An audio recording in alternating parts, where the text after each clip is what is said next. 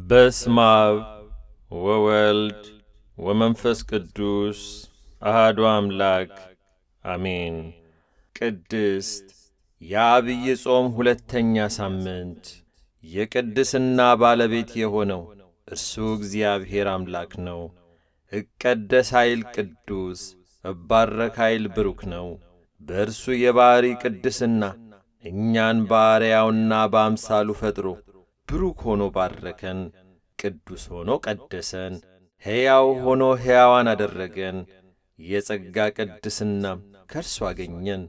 ቅድስናው የተለየ የከበረም የሚመሰገን የሚሰጥ ወይም የሚያድል የሚያነጻ የሚባርክ እናም የሚያስተሰርይ ስለሆነም እንከን ጉድለት የሌለበት ምሉ ነው። ለባለሟሎቹ ቢሰጠው የማይጐድል ተከፍሎ የሌለበት ቅድስና ሆኖ እኛም የዚህ ቅድስና ጸጋ ተካፋይ ሆነናል። የተሰጠንን ቅድስና ገንዘብ እንድናደርግና እንድንጠቀምበት ደግሞ በጾም በጸሎት በስግደት በምጽዋትና በሌሎች በጎ ምግባራት መትጋት ይገባል።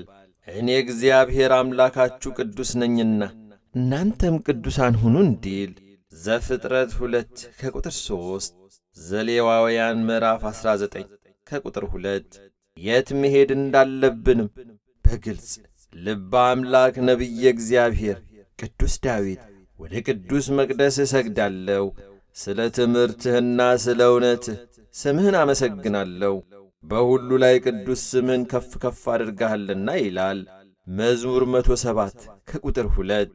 የተቀደሰን መሥዋዕት በተቀደሰ ቦታ እንፈጽማለን።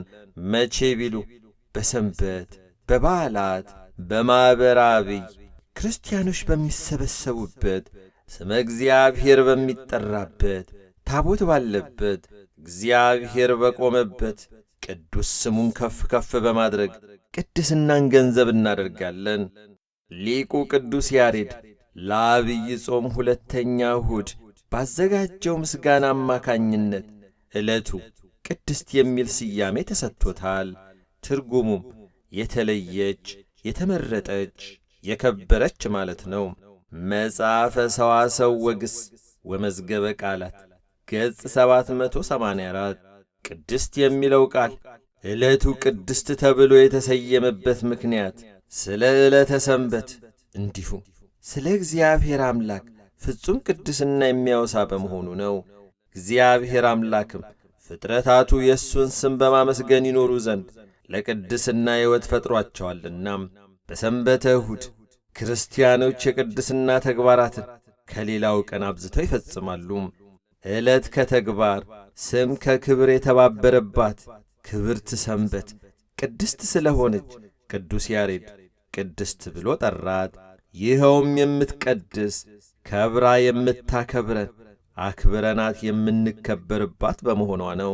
ለዚህም ሊቁ ቅዱስ ያሬድ በጾመ ድጓ ለእግዚአብሔር ተገዙ፣ ስሙንም ጥሩ፣ ሥራውንም ለአሕዛብ ንገሯቸው፣ ለስሙም ምስጋናን አቅርቡ፣ ሰንበትን አክብሩም፣ እውነትንም አድርጉ፣ ብል የማያበላሸው ሌባም የማያገኘው በሰማያት ያለ መዝገብን ለእናንተ ሰብስቡ፣ ተዘጋጅታችሁም ተቀመጡ፣ ክርስቶስ ወዳለበት ወደ ላይ አስቡም። ስለዚህ ሰው ሰንበትን አክብሮ ጾሞ ጸልዮ ቅድስናን ጠብቆ መኖር እንዲችል እግዚአብሔር የፍቅሩ መገለጫ የሆኑ ትእዛዛቱ ይነግሩናል። ቅዱስ ያሬድም ወቅቱን ቅድስት ብሎ ሲሰይም አንደኛም የ40 ቀን ጾም መጀመሪያ በመሆኑ ዕለቱ ከዐቢይ ጾም ቀናት ውስጥ 40ው ጌታችን መድኃኒታችን ኢየሱስ ክርስቶስ የጾመው ጾም መጀመሪያ ስለሆነች፣ ሁለተኛም ቅድስት ሰንበት ላይ በመዋሉ እንግዲህ የሰንበትን ቀን ትቀድሰው ዘንድ አስብ ተብሏል። ዘጸአት 20 ከቁጥር 8 የሰንበትን ቀን አስቀድሞ የቀደሰም የባረከም ራሱ እግዚአብሔር ነው። እግዚአብሔርም 7ተኛውን ቀን ባረከው ቀደሰውም። እግዚአብሔር ሊያደርገው ከፈጠረው ሥራ ሁሉ በእርሱ አርፏልና። ዘፍጥረት 2 ከቁጥር 3 ከምዕመናን ወገን አንድስ እንኳን በእሁድ ቀን ለገንዘብ መትጋት ገንዘቤን አምጣ ብሎ መጣላትና ዋስ መያዝ አይገባውም። ሁሉም ምዕመናን ወደ ቤተ ክርስቲያን በንጽሕናና በትሕትና ሆነው ዳኛ ግብሬን፣ አበዳሪ ብድሬን፣ ኤጲስቆጶስ አስራት በኩራት፣ ነጋድ ራስ ቀረጥ አምጡ ይሉናል ብለው ሳይፈሩ ይምጡ። 3ኛ ወቅቱ ወርኃ ጾም በመሆኑ ምዕመናን ይህንን ወቅት በጾም በጸሎት በእንባ በስግደት በአርምሞ በመልካም ሥራ ቅድስናን የምናገኝበት ጊዜው ሰው ወደ እግዚአብሔር አብዝቶ የሚተጋበት ወቅት በመሆኑ ለእግዚአብሔር የሚገባ ነገር ለማድረግ የነገር ሁሉ መጀመሪያ ለመልካም ነገር መነሻው በቅድስና በንጹሕ ልቡና መቅረብ ስለሆነው ቅድስት ብሏታል። ጾም ማለት የጸሎት እናት፣ የትሕትና እህት፣ የእንባ ምንጭ፣ የመልካም ሥራ ሁሉ መጀመሪያ ናት እንዳለው ቅዱስ ያሬድ ጾምን ቀድሱ ጉባኤውንም አውጁ የተባልን የተሰጠንን የጸጋ ቅድስና በእጃችን ላይ መኖሩን አመላካሽ ቃል ነው። ኢዮኤል 1 ከቁጥር 14። 4ኛም የወንጌል ትእዛዝ በመሆኑ ዕለቱን ተጠቅሞ ዓለምን አስተምሮበታል። ይህች ዕለት እግዚአብሔር የሠራት ቀን ናት፣ ሐሴት እናድርግ፣ በእርሷም ደስ ይበለን። መዝሙር 117 ከቁጥር 24። ቅዱስ ዮሐንስም በራእዩ ሰንበት የጌታ ቀን ስለ መሆኗ እንዲህ ይላል፣ በጌታ ቀን በመንፈስ ነበር። ራእይ ምዕራፍ 1 ከቁጥር 10። ሊቃውንቱ በፍትሐ ነገሥት ሁልጊዜ በቤተ ክርስቲያን ተሰብሰቡ፣ ይልቁንም በዕለተ እሁድ፣ በዕለተ ቀዳሚት፣ በጌታ በዓላት ወደ ቤተ ክርስቲያን ተሰብሰቡ በማለት አዘውናል። ፍትሐ ነገሥት ገጽ 254። በትጋት ጾመን ጸልየን ርስቱን እንድንወርስ የእግዚአብሔር ቸርነት የእመቤታችን ቅድስት ድንግል ማርያም መልጃ የቅዱሳን በረከት ይጠብቀን።